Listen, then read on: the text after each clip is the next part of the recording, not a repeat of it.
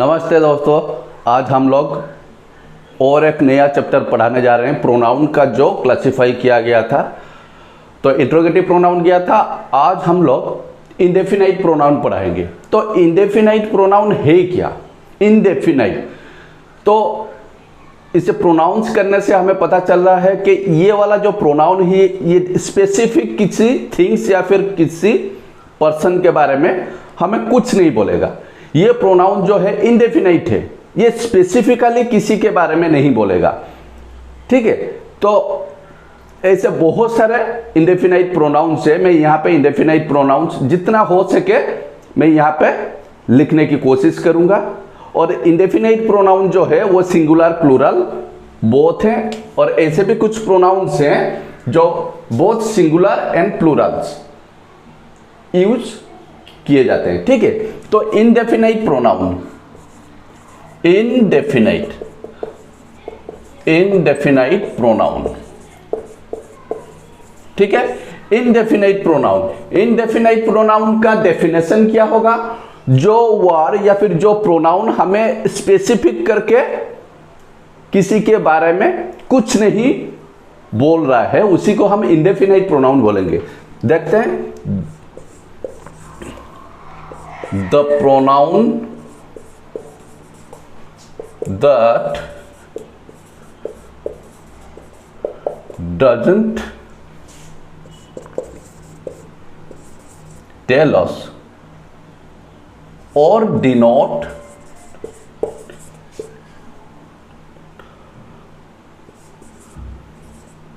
to a specific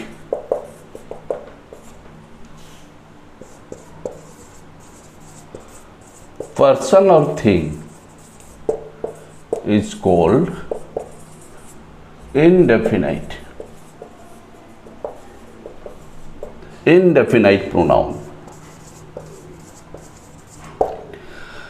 The pronoun that doesn't tell us or doesn't denote to a specific person or thing is called indefinite pronoun. मतलब जो pronoun हमें specific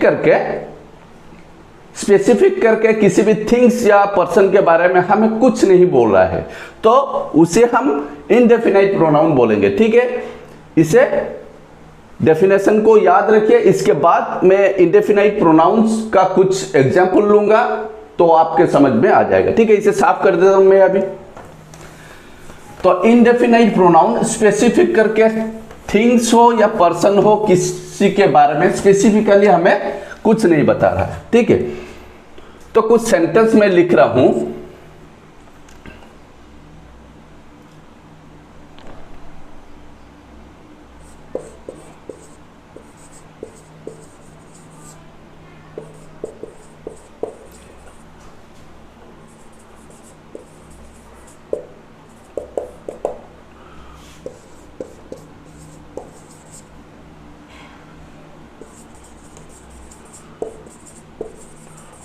One came to meet me last night.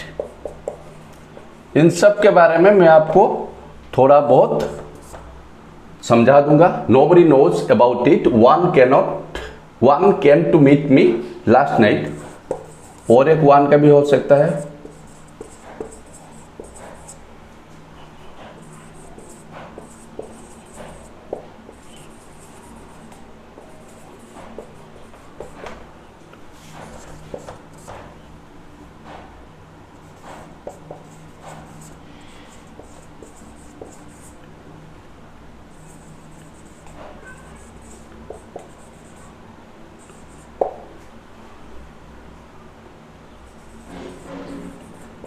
Anybody can do this work. Respect others. तो यहां पे nobody, one, anybody, others, इन सबको हम indefinite pronoun बोलते हैं, क्योंकि nobody knows about it, इसके बारे में किसी को पता नहीं।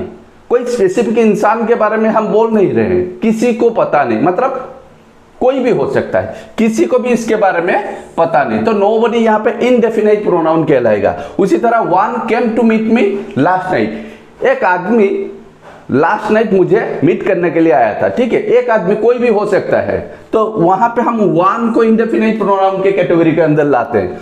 तो one should do one's own work, ये वाला सेंटेंस लिखने का मतलब ये है, ये तो है इंडेफिनाइट प्रोनाउन, लेकिन जो वन शुड डू वंस, ठीक है, यहां पे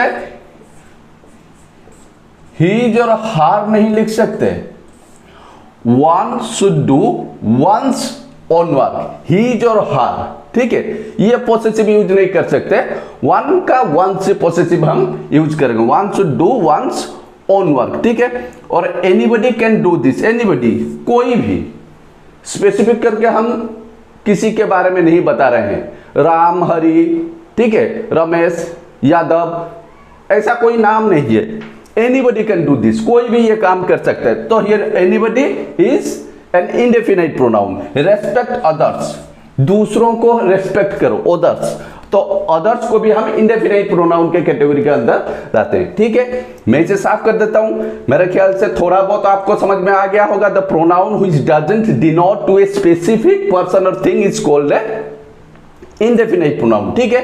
तो अदर्स, एनीबडी, वन, नोबडी, ये सब इंडेफिनाइट प्रोनाउन को डिनोट करते हैं, ठीक है। इसे साफ कर देता हूं मैं अभी।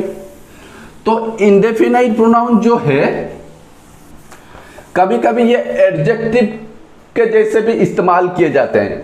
कब इस्तेमाल किए जाते हैं, इसका भी खत्म होने को आया। कब इस्तेमाल किया जाता है इंडेफिनाइट प्रोनाउन को एडजेक्टिव के रूप में, ठीक है। Indefinite pronoun is equal to adjective.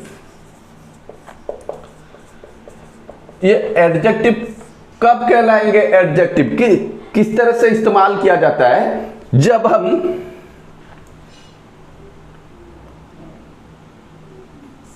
when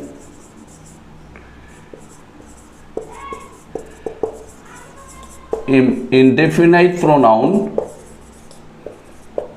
is used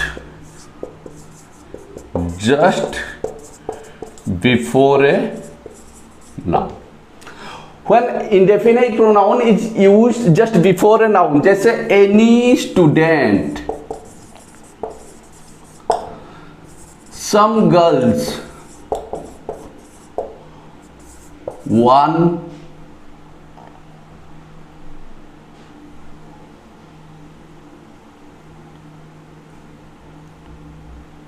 यहां पे वन नहीं होगा, ठीक। Any student, some girl, every boy या फिर every student, any, some, every, ठीक है, फ्यू गर्ल्स, ठीक है। तो इस तरह के सेंटेंस को जहां पे इंडेफिनाइट प्रोनाउन जो एनी है, इसके बाद एक नाउन हमें देखने को मिलता है। क्या देखने को मिलता है, नाउन, ठीक है। तो स्टूडेंट, गर्ल्स, बॉय, नाउन, ये सब गर्ल्स, ये सब नाउन से यहां तक सब नाउन हो गए, ठीक है। तो एडजेक्टिव जब पढ़ाऊंगा आपको समझ में आ जाएगा, the word is use just before the noun and tells us something about the noun. Any student, कोई भी स्टूडेंट, कुछ लड़कियां, एवरी बॉय, हर एक बालक, ठीक है, फ्यू गर्ल्स, कुछ लड़कियां, ठीक है। तो यहां पे एनी, सम, एवरी, फ्यू को हम एडजेक्टिव भी बोलते हैं। इस तरह के सेंटेंस में हम इसे एडजेक्टिव भी बोलते हैं, indefinite pronoun as an adjective. तो इस तरह के सेंटेंस में हम लोग इंडेफिनाइट प्रोनाउन को एडजेक्टिव के जैसे इस्तेमाल करते हैं, ठीक है। तो इसे साफ कर देता हूं। तो इंडेफिनाइट प्रोनाउन जो है, इंडेफिनाइट प्रोनाउन ये सिंगुलर भी होते हैं, प्लूरल भी होते हैं, और बोथ सिंगुलर एंड प्लूरल, ठीक है, इस तरह भी इस्तेमाल किए जाते हैं। और एक सेंटेंस में लिख रहा हूं, दे, हमें पता है दे एक प्लूरल पर्सनल प्रोनाउन है, ठीक है। ही का प्लूरल दे है, ही, सी का, ठीक है। तो दे एक प्लूरल प्रोनाउन, लेकिन ये अलग तरह से इंडेफिनाइट प्रोनाउन में भी इस्तेमाल किया जाता है। जैसे एक सेंटेंस में लिख रहा हूं, पता चल जाएगा, देश से,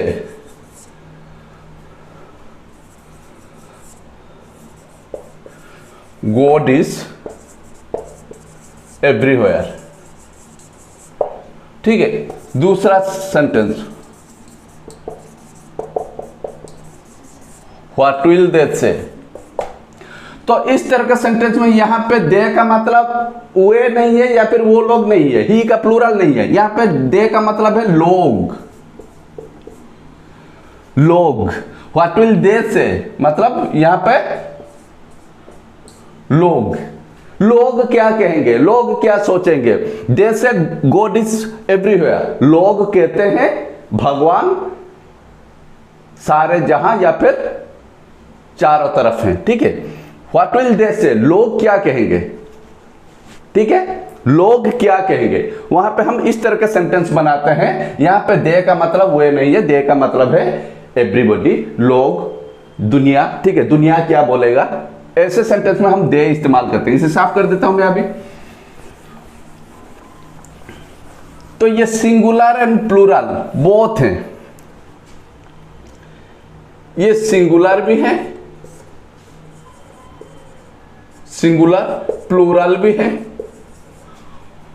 और सिंगुलर एंड प्लूरल बोथ हैं, सिंगुलर एंड प्लूरल। ऐसे सिंगुलर भी है, प्लूरल भी है, सिंगुलर प्लूरल भी है। तो थोड़ा सा आपको याद रखना पड़ेगा।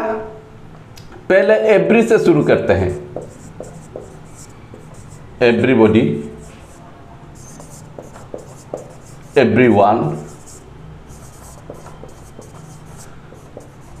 everything। ठीक है, nobody, none,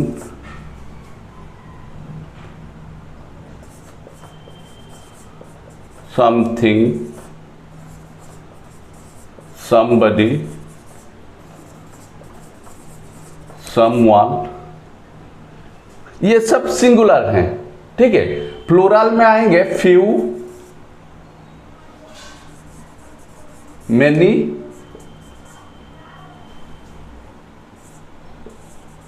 others, few, many, others plural में आएंगे। सिंगुलर प्लूरल में बोथ यूज होंगे, singular and plural both. All,